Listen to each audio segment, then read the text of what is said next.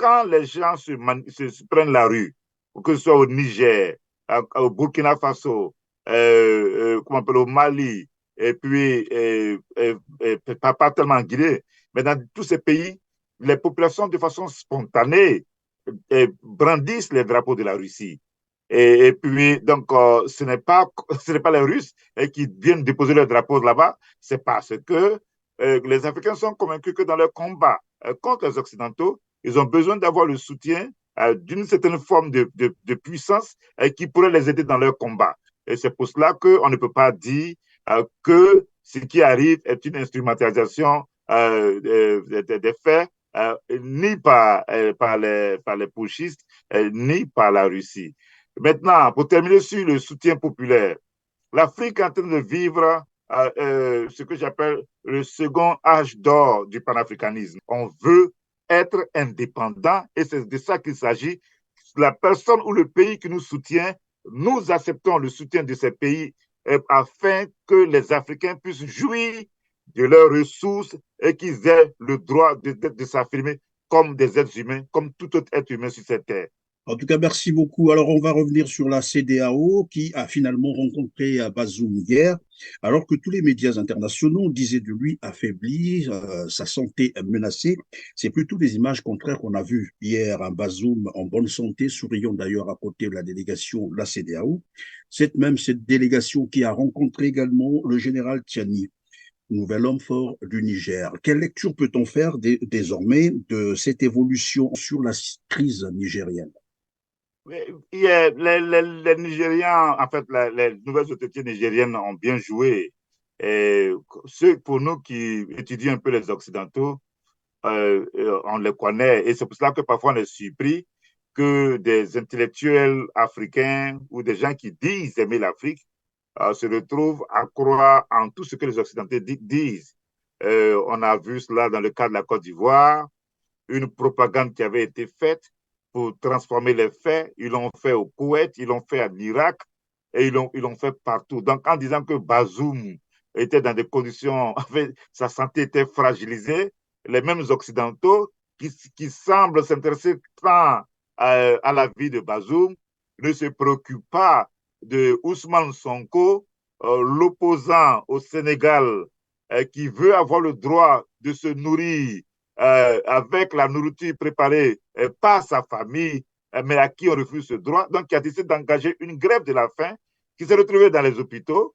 Et ça fait 20 jours, je crois, de grève de faim dont on ne parle pas, mais on parle de Bazoum comme pour mettre la pression, pour montrer le caractère sauvage et inhumain des militaires au Niger. Et donc, quand les autorités nigériennes présentent donc Bazoum, du coup, tout ce qu'on entendait, cela, les gens se rendent compte que les gens étaient dans une propagande qui ne peut pas marcher.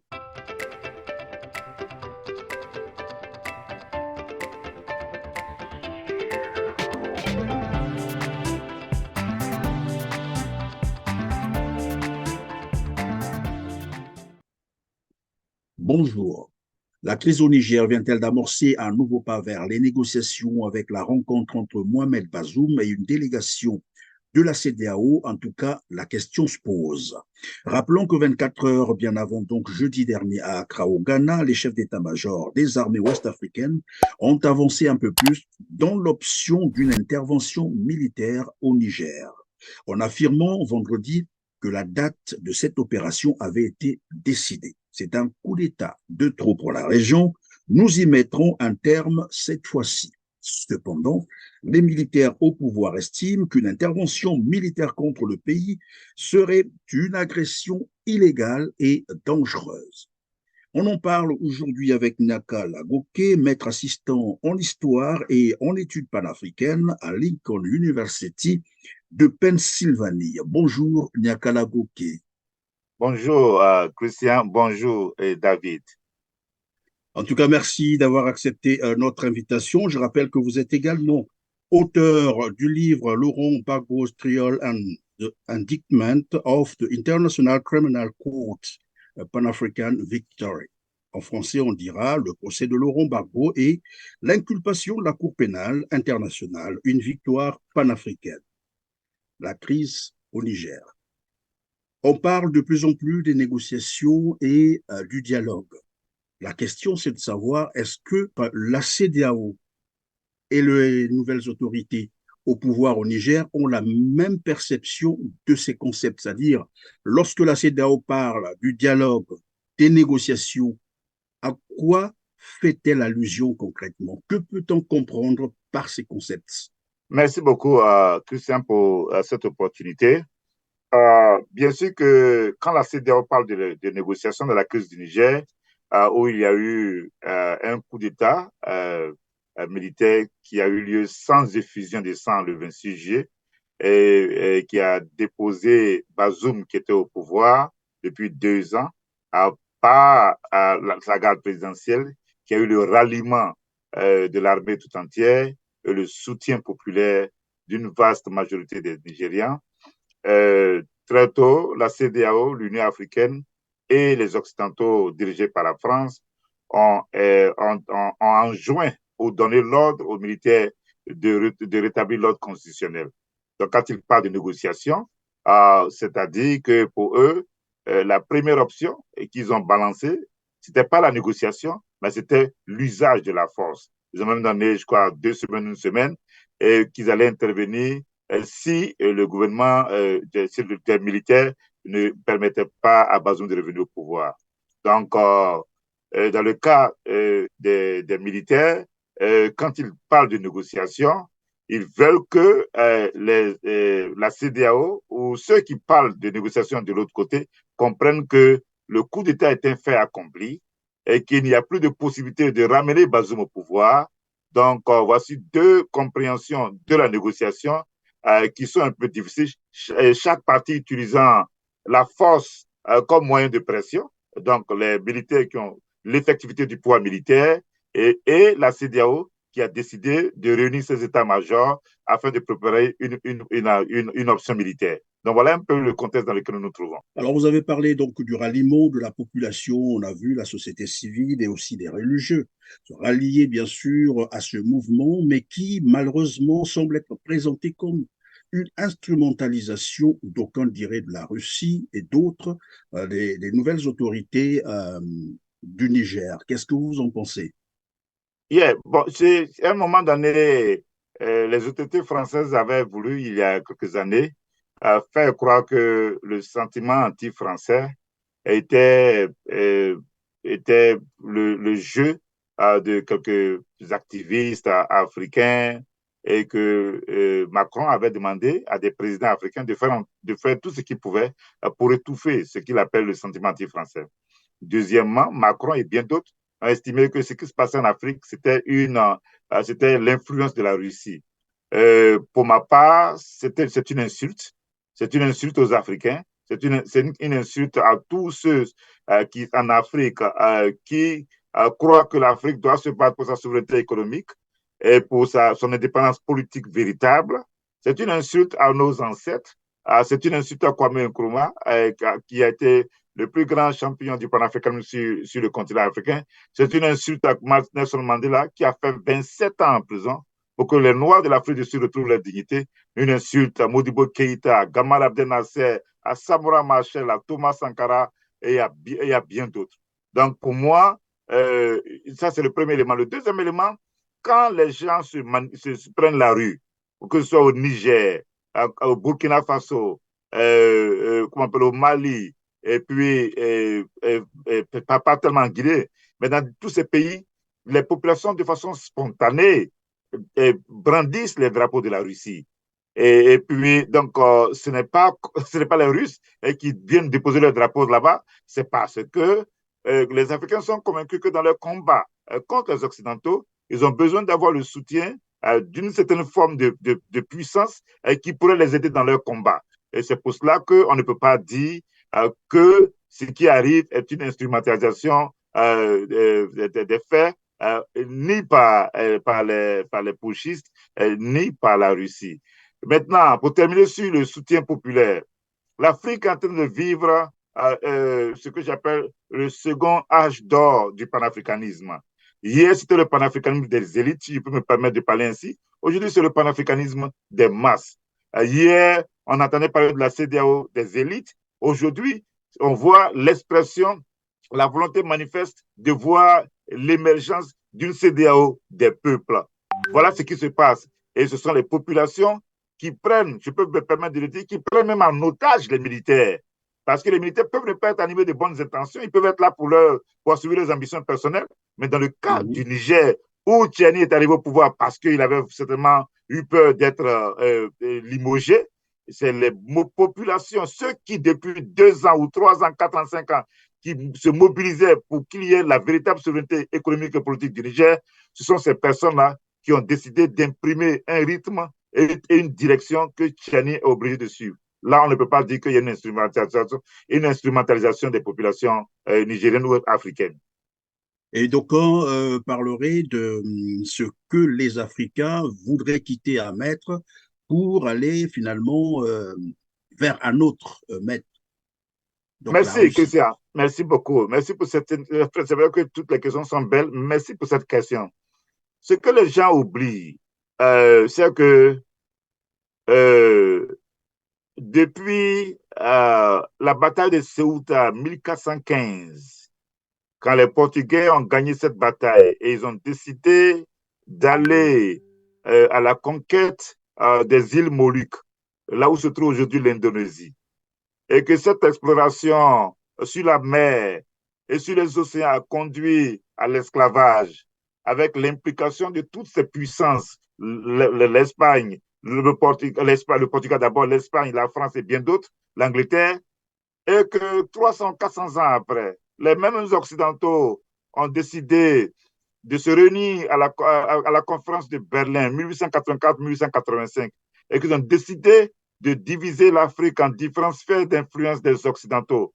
Au début du XXe siècle, tout le continent africain était divisé en zones d'influence des Occidentaux. Donc les Africains, à chaque étape, ont dû s'organiser pour se libérer. Quand les Africains étaient en train de lutter pour se libérer, dans la bataille pour la décolonisation de l'Afrique, l'Afrique a eu besoin de soutien. Et cela, il faut que cela soit clair et les gens ont le sentiment d'oublier cette partie de l'histoire de l'Afrique. Il y a eu je peux citer 4 pays, il m'arrive parfois de dire 3, je vais citer 4 pays fondamentaux. Le premier, c'est l'Union soviétique, avec l'appel de Lénine à tous les colonisés du monde de s'organiser pour conquérir leur liberté avec le soutien de l'Union soviétique. Le deuxième, c'est la Chine, après la révolution de Mao Zedong en 1949. Et puis, le troisième, c'est Cuba, après la révolution victorieuse de Fidel Castro en 1959. C'est le quatrième, qui ne s'est pas impliqué de façon militaire comme les 3 premiers, ça a été l'Inde, qui a été l'un des grands pays du mouvement du non-alignement et qui a voulu que les pays colonisés ou les pays qui devenaient indépendants en Amérique latine, en Asie ou en Afrique soient dans un autre mouvement pour la conquête de la souveraineté politique et pour le droit de diversifier les partenaires sur cette terre. Voici l'histoire. Et donc, il y a beaucoup d'ouvrages qui ont été écrits sur ce sujet. Mais dans le cas de Cuba, si vous avez l'occasion, allez sur Internet. Le titre du documentaire, c'est Cuba, une odyssée africaine. Ça a été fait par une Égyptienne, qui s'appelle, je crois, Jeanne, je n'ai plus tout le nom, mais Cuba, une odyssée africaine. Et ce documentaire de 2 heures vous montre comment Cuba s'est impliqué dans la décolonisation de l'Afrique centrale, l'Angola, le Mozambique, et puis bientôt, comment est-ce que le combat de Cuba en Afrique pour la décolonisation de l'Afrique, avec le soutien de l'Union soviétique, comment est-ce que ce combat a conduit à l'indépendance de la Namibie et à la libération de Nelson Mandela. C'est pour cela que quand Mandela est sorti en dehors du continent africain, le pays que Mandela visait, c'était d'abord Cuba. Voilà ce qu'il faut savoir. Donc aujourd'hui, et quand nos ancêtres faisaient cela, ce n'était pas pour pas pour quitter la France ou l'Angleterre ou les États-Unis pour se mettre sous le couvert de la Russie. Ils ne l'ont pas fait hier, ce n'est pas nous qui allons le faire. On veut être indépendant et c'est de ça qu'il s'agit. La personne ou le pays qui nous soutient, nous acceptons le soutien de ces pays afin que les Africains puissent jouir de leurs ressources et qu'ils aient le droit de s'affirmer comme des êtres humains, comme tout autre être humain sur cette terre. Alors, nous parlions donc de la CEDEAO qui a finalement rencontré Mohamed Bazoum hier, bien entendu, alors que tous les médias internationaux disaient de lui affaibli et sa santé menacée. Curieusement, on a vu plutôt un Bazoum bien portant, souriant d'ailleurs à côté de la délégation de la CEDEAO, cette même délégation qui a rencontré le général Tiani hier, bien entendu. Et ma question était de savoir quelle lecture faire donc de ces dernières évolutions de la crise au Niger. Les Nigérians, en fait, les nouvelles autorités nigériennes ont bien joué. Et pour nous qui étudions un peu les Occidentaux, on les connaît. Et c'est pour cela que parfois on est surpris que des intellectuels africains ou des gens qui disent aimer l'Afrique se retrouvent à croire en tout ce que les Occidentaux disent. On a vu cela dans le cas de la Côte d'Ivoire, une propagande qui avait été faite pour transformer les faits. Ils l'ont fait au Koweït, ils l'ont fait en Irak et ils l'ont fait partout. Donc, en disant que Bazoum était dans des conditions, sa santé était fragilisée, les mêmes Occidentaux qui semblent s'intéresser tant à la vie de Bazoum ne se préoccupent pas de Ousmane Sonko, l'opposant au Sénégal qui veut avoir le droit de se nourrir avec la nourriture préparée par sa famille, mais à qui on refuse ce droit. Donc, il a décidé d'engager une grève de la faim qui s'est retrouvée dans les hôpitaux. Et ça fait 20 jours, je crois, de grève de faim dont on ne parle pas, mais on parle de Bazoum comme pour mettre la pression, pour montrer le caractère sauvage et inhumain des militaires au Niger. Et donc, quand les autorités nigériennes présentent donc Bazoum, du coup, tout ce qu'on entendait, cela, les gens se rendent compte que les gens étaient dans une propagande qui ne peut pas marcher. Le deuxième aspect ou la deuxième partie de la réponse, c'est que euh, quand les autorités nigériennes se mettent dans un esprit de négociation, et qu'ils accueillent donc les délégations de la CEDEAO et que Tchani fait un discours pour annoncer que euh, la transition au Niger va durer 3 ans. Et donc, ce qui a été plus ou moins toléré en Guinée-Conakry, ce qui a été plus ou moins toléré au Burkina Faso, ce qui n'a pas été accepté au Mali, mais qui a été plus ou moins accepté parce que c'était fait accompli, je pense que cela fragilise un peu la position de la CEDEAO, dans la mesure où la CEDEAO ne peut pas continuer à dire que si Bazoum ne revient pas au pouvoir, nous allons faire la guerre. Donc, mais on verra, comme ils veulent faire la guerre, on verra ce qui va se passer. Et on l'a déjà dit, tout le monde le sait, toutes les populations africaines, je dis pas toute la majorité des Africains, ne veulent pas de cette guerre. Donc, on verra ce que ça va donner dans les jours Oui, à mais venir. seulement pour la CEDEAO, elle dit d'ailleurs que la date a été fixée et ne pas le faire, c'est mettre en péril toute la zone, c'est-à-dire la zone Afrique de l'Ouest. C'est-à-dire Oui, cela va favoriser d'autres coups d'État. non, cela dit, c'est une erreur. Et c'est une erreur que la CEDEAO fait. S'il y a un coup d'État au Nigeria, qu'est-ce qu'on fait? Il peut y avoir un coup d'État au Nigeria. Il peut y avoir un coup d'État dans n'importe quel pays africain. C'est-à-dire les gens estiment que, à un moment donné, j'avais ce débat, les gens estiment que l'Afrique a dépassé. Non, il peut y avoir un coup d'État tant que les inégalités seront fortes, comme on le constate dans les pays africains. Tant qu'il y aura des groupes ethniques qui vont dominer d'autres groupes ethniques et qui estiment ils sont les seuls à disposer du pouvoir d'État. C'est vrai que j'ai entendu que William Ruto du Kenya aurait dit qu'il soutient la CEDEAO. Mais même le Kenya dont on parle, même le Kenya, mais qu'est-ce qui se passe au Kenya? Mais depuis l'indépendance du Kenya, il y a deux ethnies qui se sont alliées et qui dirigent le Kenya. Deux. Il y a les Kikuyu et les Kalenji. Donc quand il y a un Kikuyu qui finit, c'est un Kalenji qui arrive. Quand c'est un Kalenji, après c'est un Kikuyu. Mais alors qu'il y a eu un moment donné dans l'histoire du Kenya, des gens qui étaient des grandes figures et qui, même s'ils viennent d'une ethnie minoritaire comme les Luo, qui est l'ethnie du papa de Barack Obama. Et donc, mais ces gens-là, à un moment donné, on les avait vus comme des gens qui pouvaient devenir président au Kenya. Et donc, selon les informations que nous avons, euh, euh, Raila Odinga, à un moment donné, quand il était opposé à Kibaki, selon des camarades que je connais Kikuyu, à un moment donné, on s'est rendu compte que Raila Odinga était sur le point de gagner l'élection présidentielle au Kenya. Il y a eu la fraude, selon ce que nous, on nous a dit, et puis Raila Odinga n'est pas devenu président du Kenya. Avant lui, Tom Mboya, jeune, à 28 ans, 29 ans, il était le président de la conférence de tout le peuple africain que Kwame Nkrumah avait organisé. Brillant intellectuel, grand activiste, syndicaliste, tout ce que vous pouvez imaginer. Et il a été assassiné par des gens parce qu'à un moment donné, on trouvait qu'il pouvait devenir président après Jomo Kenyatta. Donc, vous pensez qu'il ne peut pas avoir de coup d'État au Kenya? Il peut avoir un coup d'État au Kenya.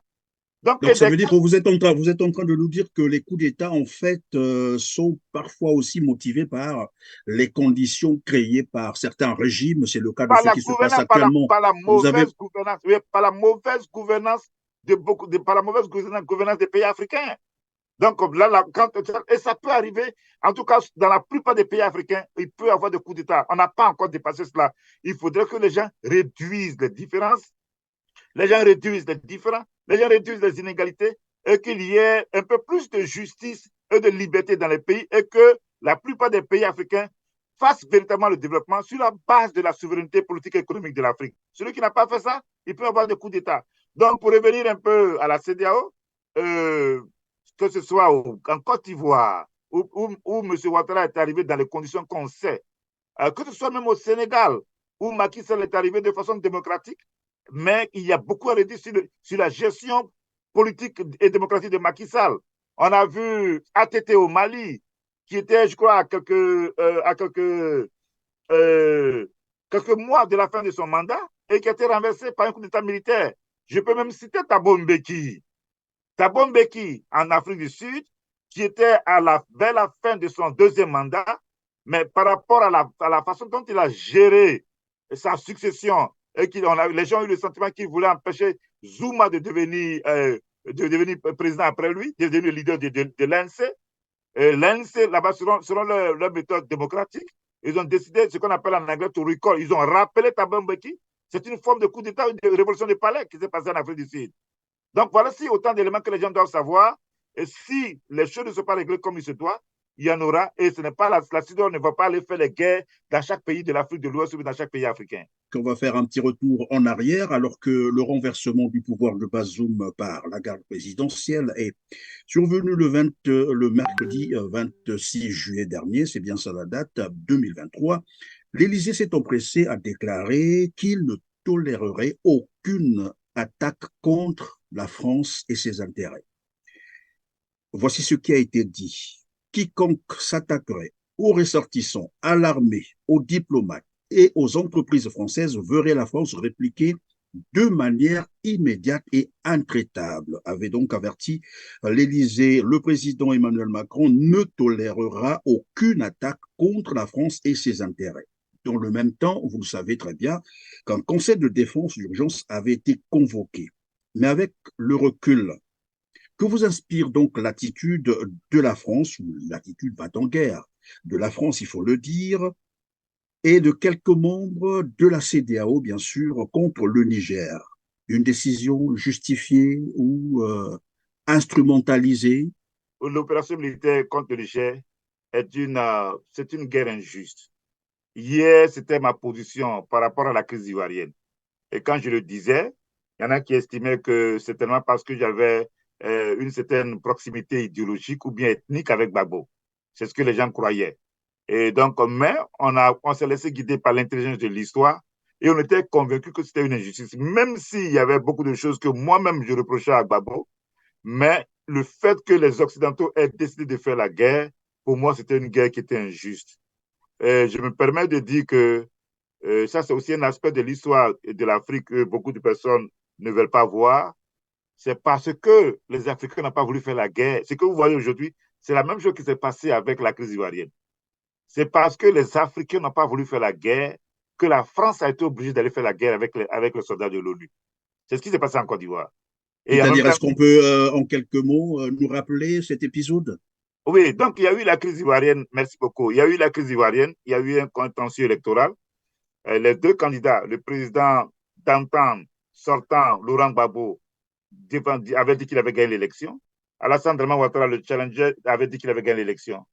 Laurent Gbagbo était soutenu par le Conseil constitutionnel.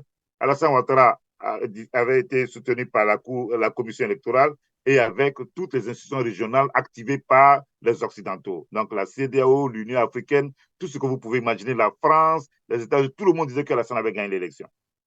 Et donc, or, Alassane Ouattara avait lancé une rébellion depuis 2002 et ses forces occupaient la moitié de la Côte d'Ivoire, le nord, jusqu'au centre de la Côte d'Ivoire. Et donc, quand les Occidentaux ont considéré ont vu que Laurent Gbagbo ne voulait pas quitter le pouvoir, donc ils ont activé, ils ont donné leur bénédiction, ils ont donné leur feu vert aux rebelles d'Alassane Ouattara, dont certains avaient déjà infiltré la ville d'Abidjan.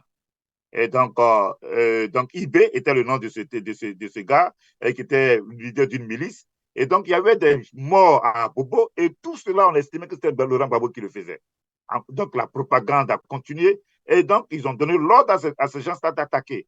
Avant même que les Français n'aillent bombarder le palais présidentiel de Gbagbo et attaquer la ville d'Abidjan, les bombardements des Français, c'était du 4 avril au 11 avril 2011. Avant même cela, du 28 au 30e mars, dans l'ouest de la Côte d'Ivoire, les rebelles de Alassane Ouattara ont attaqué les régions qu'on considérait comme proches de Laurent Gbagbo. En un seul jour, je crois à Dioukoué, il y a eu des centaines de morts. Il y a des gens qui m'ont dit qu'il y avait même près de 1000 morts en un seul jour.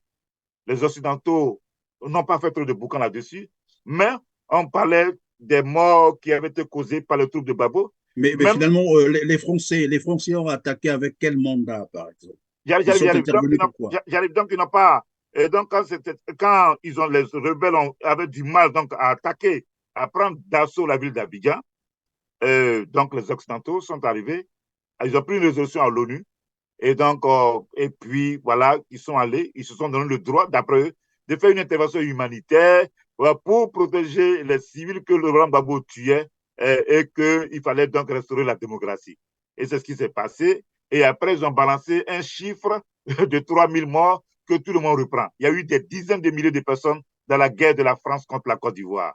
Mais en le disant, ce que je veux dire, c'est que le Nigeria de Jonathan Goodluck, le Ghana de Atta Mills, n'ont pas voulu rentrer dans la guerre. C'est ainsi que les Occidentaux ont été obligés de le faire. Cette fois-ci, dans le cas du Niger, c'est un peu compliqué pour eux parce qu'ils savent que s'ils vont à l'ONU, il y a la Russie, dans la mesure où ils ont de très mauvais rapports actuellement avec la Russie. Et c'est pour cela qu'ils veulent passer par la CEDEAO pour revenir justement à la première question. C'est pour cela qu'ils sont en train d'activer la CEDEAO et que la CEDEAO s'est dit qu'elle n'a pas besoin de l'Union africaine, qu'elle n'a pas besoin du Conseil de sécurité de l'ONU pour engager la guerre. Parce qu'ils savent que c'est ça la procédure normale.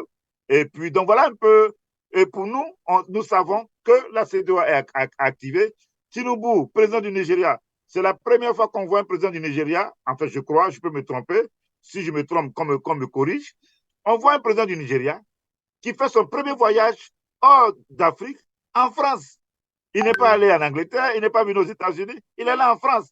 Sur la base des informations que nous avons, quand les Américains avaient les yeux un peu trop rivés sur lui ici, Tinubu donc a décidé, d'après ce que nous avons, de diversifier ses investissements. C'est ainsi qu'on comprend pourquoi est-ce qu'il a des relations assez particulières avec la France de Macron.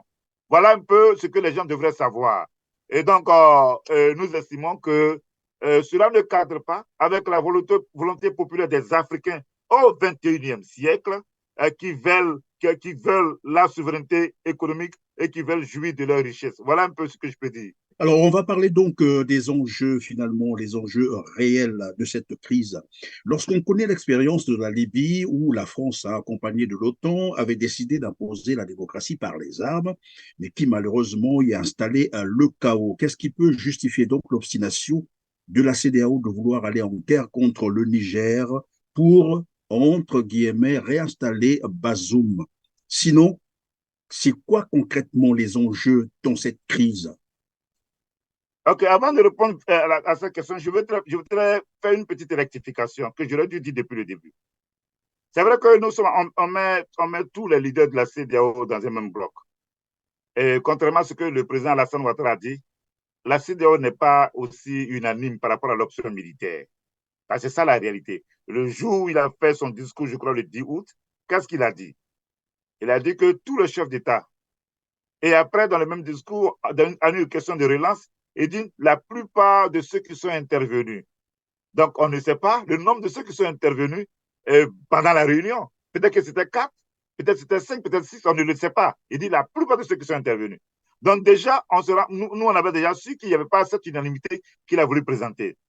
Et puis, donc, on a eu des échos, c'est vrai, c'est faux, que le Togo n'a pas voulu que son ciel soit utilisé pour aller faire les bombardements. Et on a vu dans des journaux sérieux comme Africa Confidentiel que le régime togolais aurait fait une médiation secrète, discrète, et qui aurait conduit, et cela même a été repris par les médias français, Et avec qui a suscité d'ailleurs l'ire de Ouattara. Ouattara n'était pas merci beaucoup. content. Voilà, donc l'île de Ouattara, et qui a permis donc que la junte militaire qui avait refusé de rencontrer la délégation de la CEDEAO rencontre donc la délégation de la CEDEAO. Donc ça, on le sait. On sait aussi que le Cap Vert ne veut pas, n'est pas dans ce projet de l'option militaire.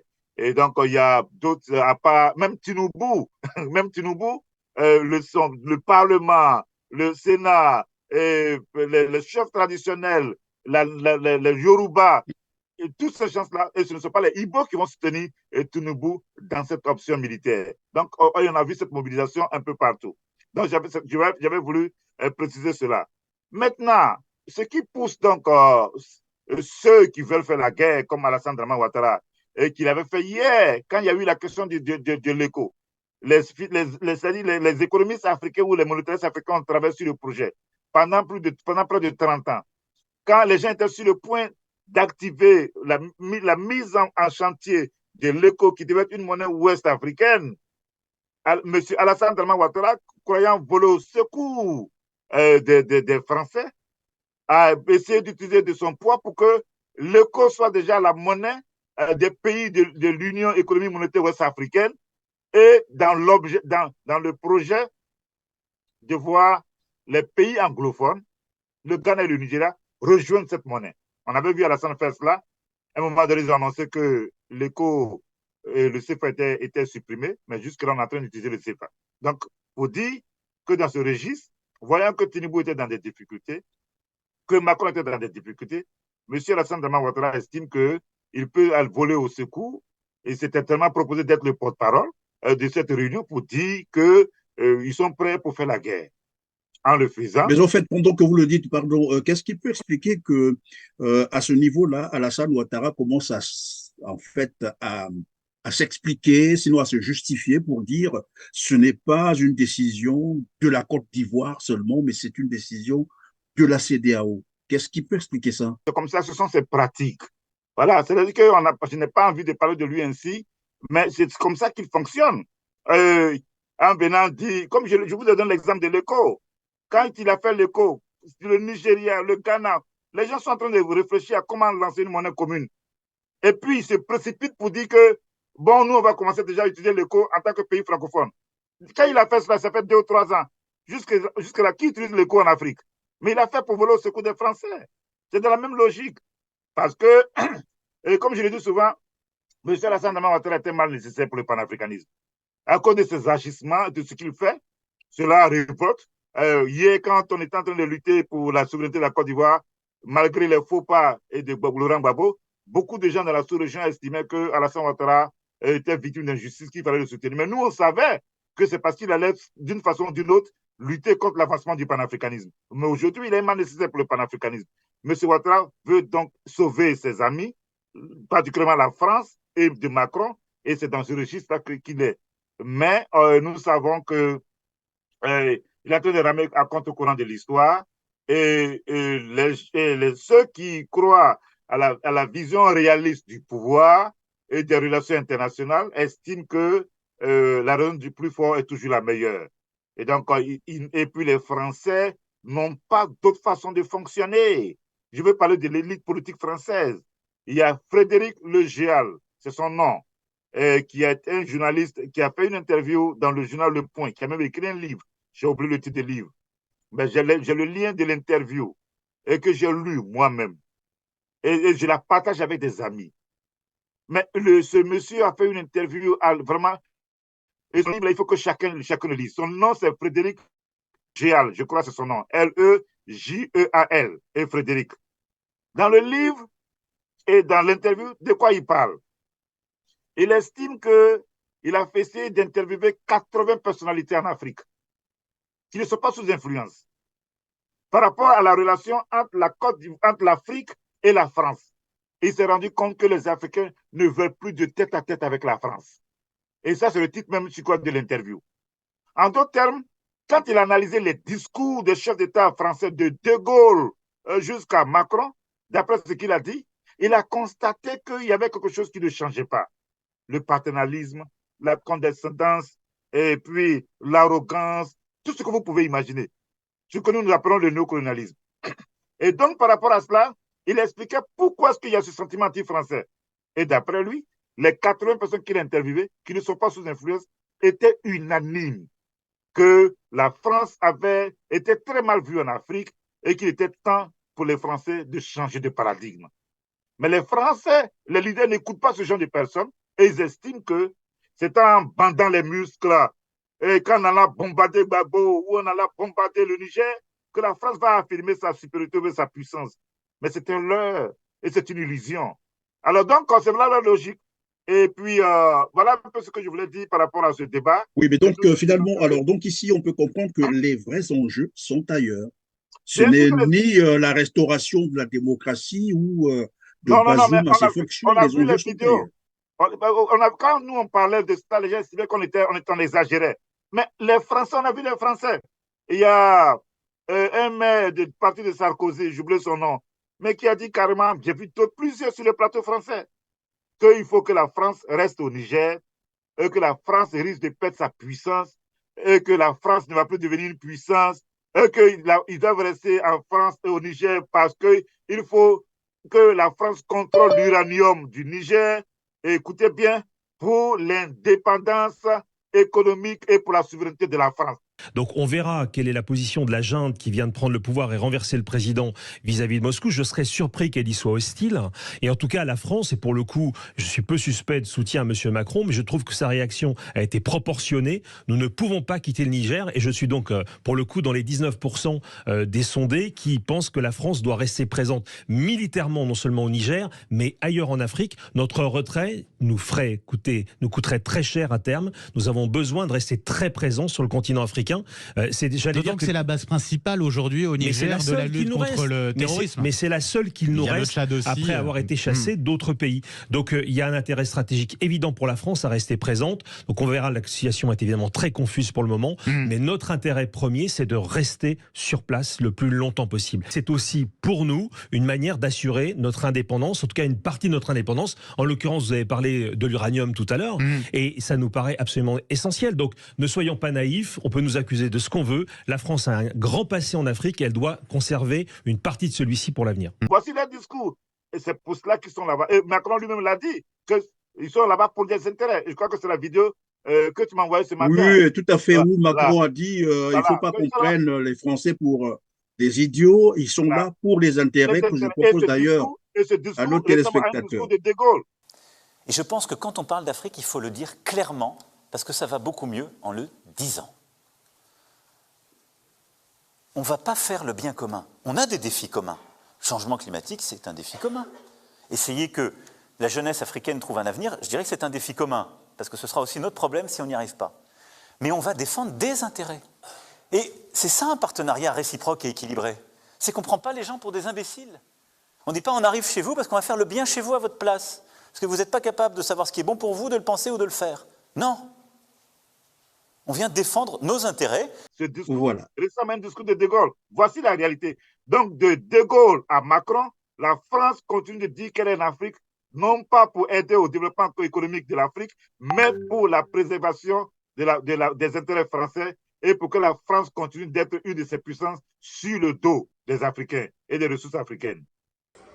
Notre ligne de conduite, c'est celle qui sauvegarde nos intérêts et qui tient compte des réalités. Quels sont nos intérêts? Nos intérêts, c'est la libre exploitation du pétrole et du gaz que nous avons découvert ou que nous découvririons. C'est la disposition de terrains d'aviation et de droits de circulation pour nos communications avec l'Afrique noire.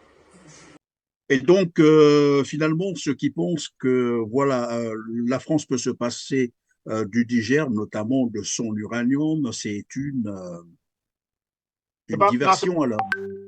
et puis, bon, et quand on parle de l'uranium, je parle de l'uranium ici comme une illustration. Parce qu'on peut parler de l'uranium ici par rapport au Niger. On parlerait du pétrole au Congo, ou on Tout parlerait, à fait. voilà, et on parlerait du Oui, au cacao de Côte d'Ivoire. Congo-Brazzaville, vous faites bien de le rappeler, pardon, au Congo-Brazzaville, où la France d'ailleurs a organisé, soutenu un coup d'État en 1997 en installant donc un despote, Denis Sassou Nguesso. Jacques Chirac s'en est félicité, curieusement. Pour vous dire les choses telles qu'elles sont, et tout à fait franchement, je me suis réjoui de l'intervention de l'Angola au Congo, pour la raison simple, c'est que ce pays était en train de s'effondrer dans la guerre civile, de s'autodétruire, et qu'il était souhaitable que l'ordre revienne. Il y avait quelqu'un qui était capable de le faire revenir, c'était Denis Sassou Nguesso. Il lui fallait un soutien extérieur pour cela, pour un certain nombre de raisons. L'Angola le lui a apporté, la paix est revenue, le développement est reparti. Enfin, je veux dire, les conditions du développement reprennent. Cette ville qui est devenue martyre de Brazza commence à se relever et Denis Sassou Nguesso s'est engagé à mettre en œuvre le processus de démocratisation dans un délai maximum de 2 ans, ce qui est considéré par les autorités internationales comme quelque chose de bon, et par conséquent, voilà. Donc voilà, donc cela dit que ce que nous voyons au Niger, c'est des choses que nous avons l'habitude de voir de la part des Français, depuis les indépendants jusqu'à nos jours. Maintenant, nous sommes à l'ère des médias sociaux. Il y a une nouvelle conscience panafricaine. Et donc, on a vu la crise ivoirienne, on a vu la mobilisation des Africains au Burkina, au Sénégal, en Guinée, au Congo, un peu partout. C'est pour cela qu'on parle du Niger. Sinon, ce qu'ils font au Niger n'est pas pire que ce qu'ils ont fait au Congo avec l'exploitation du pétrole. L'exploitation du pétrole, oui. Du pétrole. Voilà. Donc, voilà un peu. Donc, c'est pour dire que ce n'est pas seulement l'uranium. Les différentes ressources africaines que les compagnies françaises contrôlent, la France ne veut pas lâcher prise. Or, notre génération, ce que nous avons dit, qui a été si bien dit par Maïga Choguel, le premier ministre du Mali, qu'on ne voudrait pas que le prix du colbart soit décidé à Paris ou à Londres, ou le prix du cacao ne doit pas être décidé à Paris, en Angleterre ou aux États-Unis, ça doit se décider dans les capitales africaines. Voilà le débat que nous avons, voilà le débat du 21e siècle.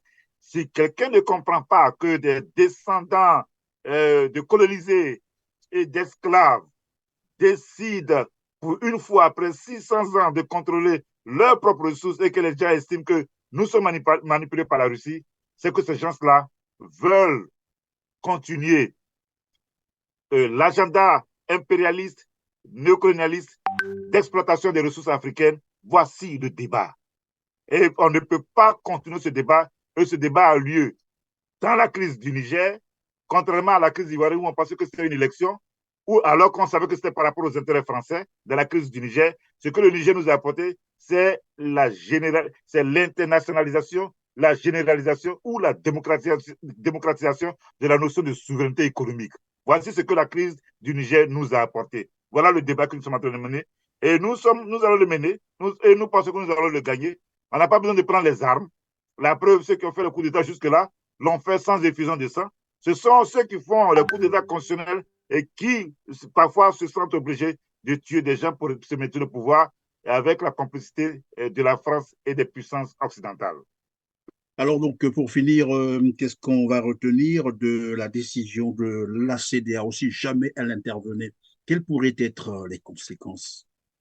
Bon, comme je l'ai dit, c'est une guerre injuste. Il y a eu un coup d'État, c'est vrai. Il n'y a pas eu de mort. Et vous voulez aller tuer des gens pour restaurer la démocratie. Cela ne fait pas sens du tout.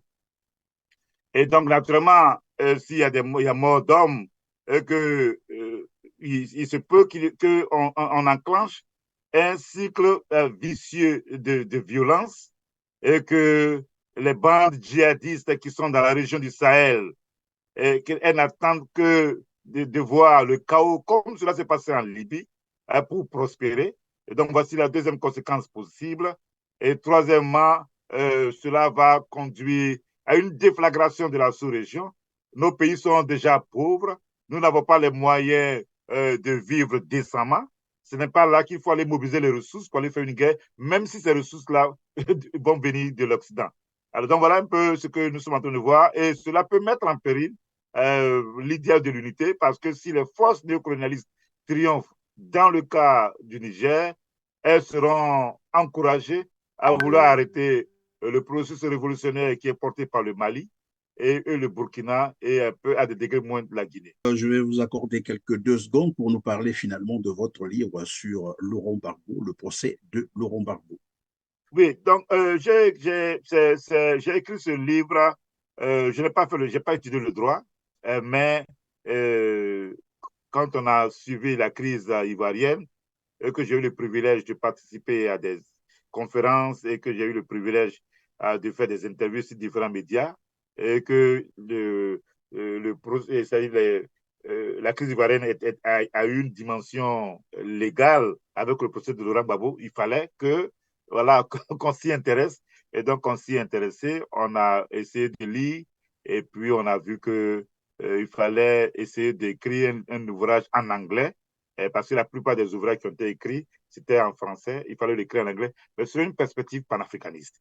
C'était un peu ça la différence de mon livre. Après avoir fait l'historique de la notion des droits humains, l'historique de l'idée de la création d'une Cour pénale internationale de justice, depuis le Moyen-Âge, en venant à la Convention de Vienne en 1899, avec le procès de Leipzig après la Première Guerre mondiale, le procès de Nuremberg, jusqu'à ce qu'on retrouve les tribunaux régionaux avant la création de la CPI, on se rend compte que, d'après ce qu'on dit en anglais, il y a un pattern. C'est-à-dire la notion de justice des vainqueurs dont on parle, cela a toujours fait partie de l'histoire de la justice internationale. Et donc, on a essayé de démontrer cela et on a aussi montré que les Africains ont décidé de se mobiliser. C'est ça la dimension panafricaniste. Ceux qui ont vécu le sort de Lussuba au Congo, avec l'assassinat des différents leaders ici et là, et au Cameroun, Félix Moumié, Oumniobé, tous ces Africains, au nom de la mémoire collective africaine, se sont mobilisés pour que Laurent Gbagbo soit libéré. Et donc, c'est ça, cette victoire panafricaine que j'ai voulu illustrer dans le livre. C'est pour cela que le livre s'appelle Le procès de Laurent Gbagbo et l'inculpation de la Cour pénale internationale de justice, en démontrant que c'était une victoire panafricaine parce que la CPI a perdu de sa crédibilité dans le procès de Laurent Gbagbo. Elle a été instrumentalisée, utilisée par les puissances d'argent, elle a été instrumentalisée par les puissances impérialistes. Et puis, malheureusement, pour la CPI, les Africains ont dit cette fois-ci-là, cela ne va pas se passer et Gbagbo aura été libéré. Voilà ce qu'on a essayé d'écrire. En tout cas, merci beaucoup, Nyakala Goké, d'avoir été avec nous aujourd'hui. Je rappelle que vous êtes maître assistant en histoire et en études panafricaines à Lincoln University de Pennsylvanie. Bien, merci d'avoir été vraiment disponible pour nous. Merci beaucoup, Christian. Merci à David. Je vous en prie, mesdames, messieurs, c'est la fin de cette émission. Comme d'habitude, n'oubliez surtout pas de cliquer sur le petit pouce en l'air en bas de cette vidéo et de partager massivement cette émission, bien entendu, pour nous aider évidemment à atteindre un plus grand nombre de téléspectateurs. Dites-nous également en commentaire ce que vous pensez de cette émission, cela nous fera du bien. On se retrouve très prochainement. Merci.